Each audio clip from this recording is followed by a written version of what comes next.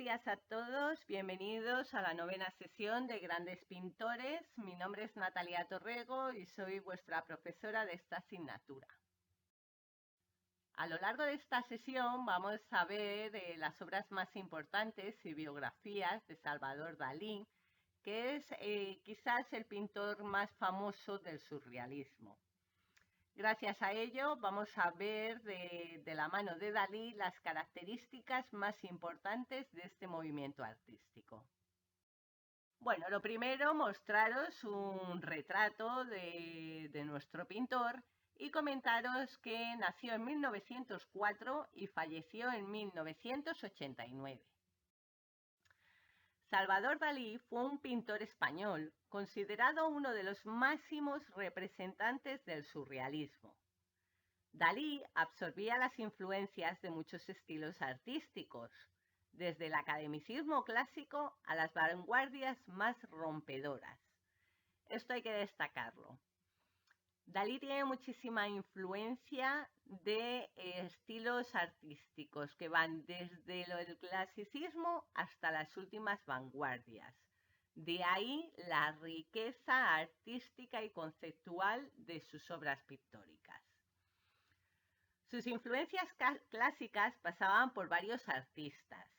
Alternaba técnicas tradicionales con sistemas contemporáneos en una misma obra, es decir, que en un mismo lienzo, en una misma pintura, vamos a ver cómo aplica técnicas pictóricas clasicistas y también técnicas pictóricas de las últimas vanguardias.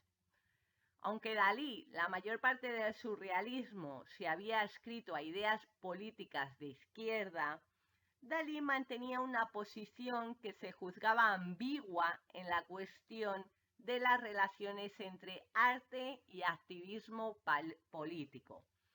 Sí que es verdad que el movimiento surrealista va de la mano de la ideología política izquierdista. Sin embargo, Dalí, esta juxtaposición entre política y arte, la trabaja de una forma muchísimo más ambigua.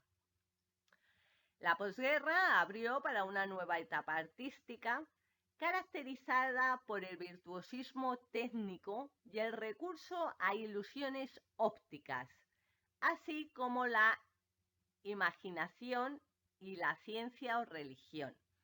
Aquí vemos unas características muy importantes del surrealismo.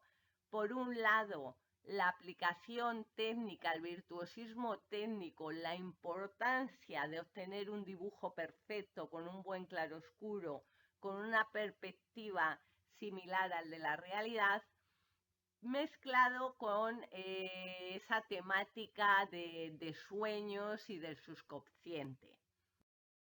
Cosas importantes que hay que saber de Dalí, pues como ya hemos comentado, que fue un pintor español, considerado uno de los máximos representantes del surrealismo, que su trabajo influyó enormemente en el rumbo del surrealismo durante los 2 años siguientes, que le aclamó como creador del método paranoico crítico, que según se decía, ayudaba a acceder al subconsciente, liberando energías artísticas creadoras. Este es un proceso que utilizaba Dalí. Sabréis por comentarios, artículos, incluso televisión, pues que Dalí tenía una personalidad muy especial y que trabajaba mucho pues esta paranoia crítica, liberando el subconsciente para tener pues mayor expresividad artística. Un poco se dice que Dalí cuando estaba pintando pues entraba en trance para precisamente poder liberar esa creación.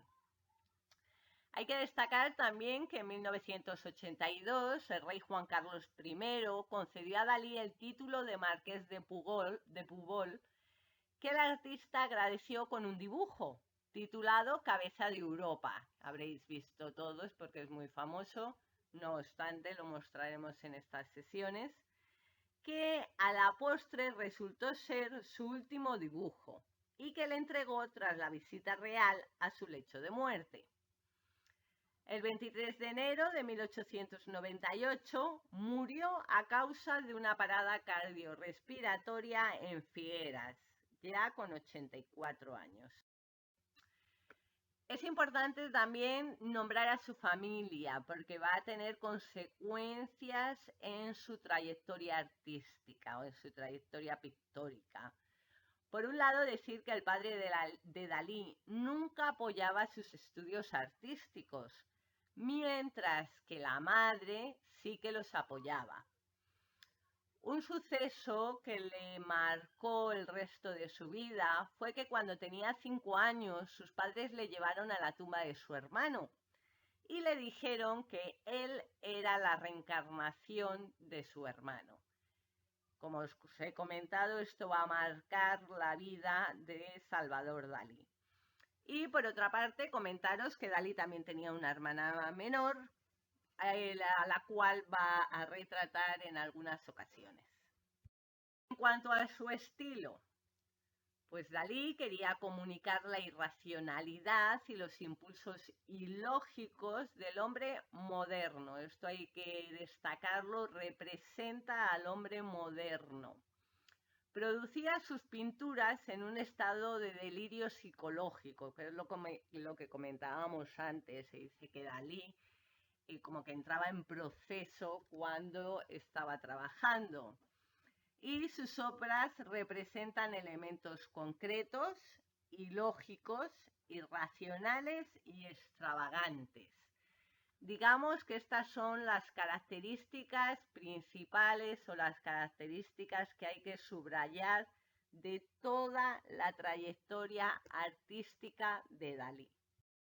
En cuanto a influencias tan importantes para Dalí, como hemos mencionado ya anteriormente, Dalí va a tener muchísimas influencias que van a llevar desde el clasicismo hasta las últimas vanguardias, y los autores de mayor renombre a los que Dalí se apoya son Pablo Picasso, Joan Miró, Rafael, Zurbarán, Vermeer y Velázquez. Hay muchos más, tienen influencias de muchísimos más artistas, pero digamos que estos son los artistas en los que Dalí se apoya más o son más conocidos por todos. El movimiento surrealístico fue la influencia más inspiradora de Dalí, es decir, que digamos que el 90% de la obra pictórica de Dalí va a ir de la mano del surrealismo, va a ser surrealista. Y acentúa el arte moderno y trata de expresar el subconsciente. Esto ya lo hemos visto anteriormente, sus temáticas normalmente hacen referencia a ese mundo de los sueños, a ese mundo del subconsciente. Hay que destacar que el surrealismo lo empezó André Breton, que fue sobre todo fotógrafo y fue el que inició, el que inventó, digamos, el surrealismo. Pero fue Dalí el que lo popularizó. Es decir, que André Breton desarrolló las primeras características del surrealismo, pero lo llevó a un mundo, a un lado mucho más cultural, mucho más elitista, donde solo lo conocían pues, los artistas en general. Pero Dalí lo llevó a un público masivo. De hecho, es raro que hoy en día haya gente que no conozca la obra de Dalí, ¿verdad? Porque es una obra muy conocida, muy expuesta y muy comentada. Bueno, pues vamos a pasar a analizar uno de sus cuadros quizás más famosos, seguramente todos lo hayáis visto, y se titula Relojes blandos.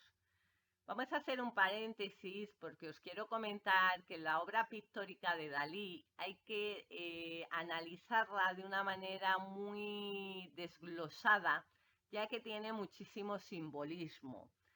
Si hacemos un análisis general, como hemos podido hacer con otros autores, simplemente un poquito temática, composición e iluminación, se nos quedaría un poco corto porque, insisto, Dalí tiene muchísimo simbolismo. Lo más importante, de hecho, en su obra es la simbología. Para entender bien los cuadros de Dalí hay que introducirse en un mundo de sueños que hay que desgranar. Por lo tanto, vamos a verlos un poco más detalladamente, los más representativos, obviamente. Bueno, pues como os comentaba, se titula Relojes blandos, y está basado en teorías del psicoanálisis, asociando elementos oníricos y delirantes. Ya vemos cómo Dalí se introduce en el mundo de los sueños. Bueno, pues en esta obra el símbolo de los relojes blandos hace referencia a la teoría de la relatividad de Einstein. ¿En qué se basa esta teoría de la relatividad? Pues establece que no existe ningún momento que tenga validez universal.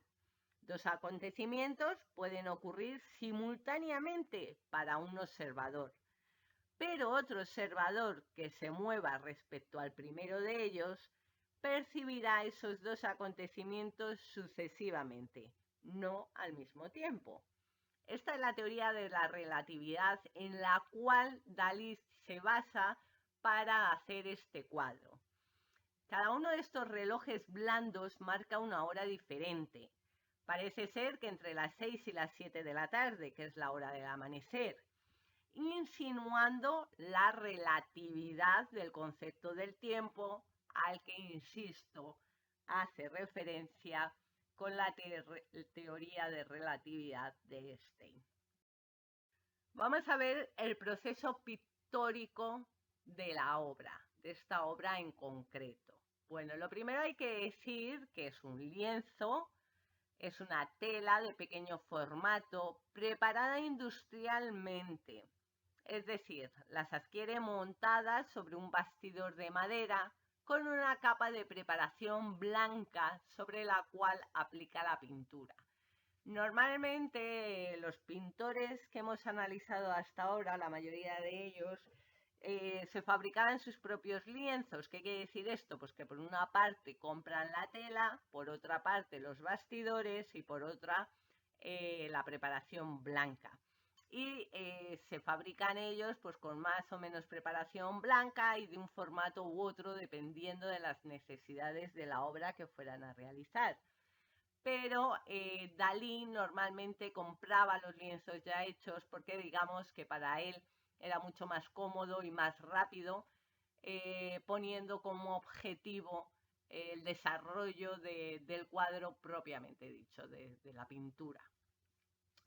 Bueno, pues para hacer esta obra primero dibujó un preparatorio a lápiz, pues posteriormente extendió la primera capa de pintura del fondo de manera fluida y uniforme, que es el mar, el suelo, la mesa, y fue pintando sucesivamente los diversos objetos y elementos a base de pinceladas pequeñas y finas. Esto hay que subrayarlo. La pincelada de Dalí no se aprecia, ¿vale? Es una pincelada pequeña y fina y muy difuminada. Por ello va configurando volúmenes y sombras. Las últimas pinceladas son para los detalles más pequeños y la firma la realiza aplicando pintura negra con un pincel muy fino, ya que quería hacer unas firmas muy precisas y pequeñas. El dibujo es una línea pura, muy académica y relamida. ¿Qué quiere decir esto? Que es muy difuminado, con un lápiz muy fino. Los objetos están representados con exactitud y detallismo, pero sus dimensiones no son reales y además están deformados. En cuanto al análisis denotativo, el paisaje es simple, el mar, que se confunde casi con el cielo cubierto de vaporosas nubes blancas y una pequeña formación de rocas a la derecha. Hay 4 relojes, un reloj de bolsillo y 3 relojes blandos y deformados. Uno de los relojes cuelga en equilibrio de la única rama de un árbol muerto que está encima de una superficie rectangular. Más abajo, en el centro del cuadro, vemos una cara blanda, con una enorme nariz y una larga lengua que sale de ella. Esta cara reposa dormida en la arena, ya que vemos que tiene el ojo cerrado, con unas enormes pestañas. Su cuello se pierde en la oscuridad. Además, encima de esta cara se acopla otro reloj blanco. Vemos que en el suelo hay una cara y encima de esta cara un reloj. A la izquierda del cuadro, esta especie de plataforma rectangular en donde se encuentra el tercer reloj blando a punto de deslizarse por el muro. Veis que está como derritiéndose. Sobre este reloj hay una mosca y sobre el reloj de bolsillo situado sobre la superficie de la mesa de café hay una multitud de hormigas. Quizás no lo distingáis bien en esta fotografía, pero ahora lo vais a ver mejor. Y se supone que este paisaje es la bahía de Port Lligat. En cuanto a la luz juega un gran papel. El cuadro está dividido en dos partes no simétricas. Veis aquí la división. Una tenebrista en primer término, con un foco de luz a la derecha, que ilumina suavemente los objetos, que proyectan sus sombras y se recortan en el espacio. Al fondo, y a la otra fuertemente iluminada, al fondo con una luz muy blanca y real. O sea que vemos este contraste del esquema lumínico. El color es rico y variado. Predominan los tonos fríos, azules, grises, blancos, que contrastan con los cálidos, ocres, marrones y amarillos, por lo que vemos una gran contraposición entre el esquema lumínico, una parte tenebrista y la otra muy luminosa, y también en el color, una parte de tonos fríos y otra de tonos cálidos. En cuanto a la composición, pues domina la línea horizontal del mar del fondo. Y como elementos dinámicos, el pintor utiliza las líneas diagonales, veis la mesa y la cabeza, y las curvas. Veis cómo trabaja estas composiciones. Os he dicho las líneas compositivas para que lo podáis ver de una forma más visual.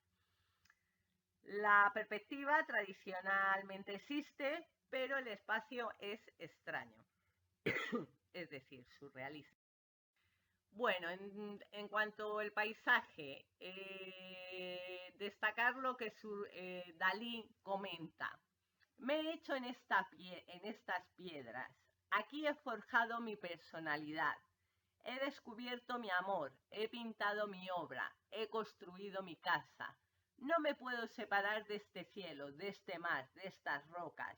No es únicamente un sentimiento, sino una realidad. Este es un comentario que hace porque en esta obra representa su tierra natal. Contrapone con elegancia una escena tan infinita como es el paisaje, con unos objetos que nos recuerdan a cada momento la fugacidad de los instantes y de las cosas. Todo es efímero y escurridizo. Hay que destacar que la firma Dalí utilizó 678 formas distintas para firmar sus cuadros. Y esta hay que destacarla porque escribe la palabra olive en lugar de gala, antes incluso que su propio nombre. Olive era una de las maneras como llamaba Dalí a su musa, a la vez que su esposa, que era Gala. Por último, vamos a descubrir por encima otra obra pictórica muy famosa, que es el Enigma del Deseo, datada en 1929, y tiene 30 centímetros por 52. Con elementos como rocas, insectos, conchas y huecos, Dalí expresa sentimientos complejos hacia su madre, que era muy devoto. La figura, cercanía y la ubicación de una figura humana en relación con la roca ayuda a explicar el título y el símbolo utilizado por el pintor. En la parte inferior izquierda de la imagen, un abrazo entre Salvador y su... Aquí se ve mucho mejor la obra y vemos cómo se asimila a la próxima obra que vamos a analizar en la siguiente sesión, que es El Gran Masturbador. Espero que esta sesión haya sido de vuestro agrado. Os invito a que me acompañéis la próxima semana analizando más obras de este maravilloso pintor. Muchas gracias por todo, que paséis buena semana.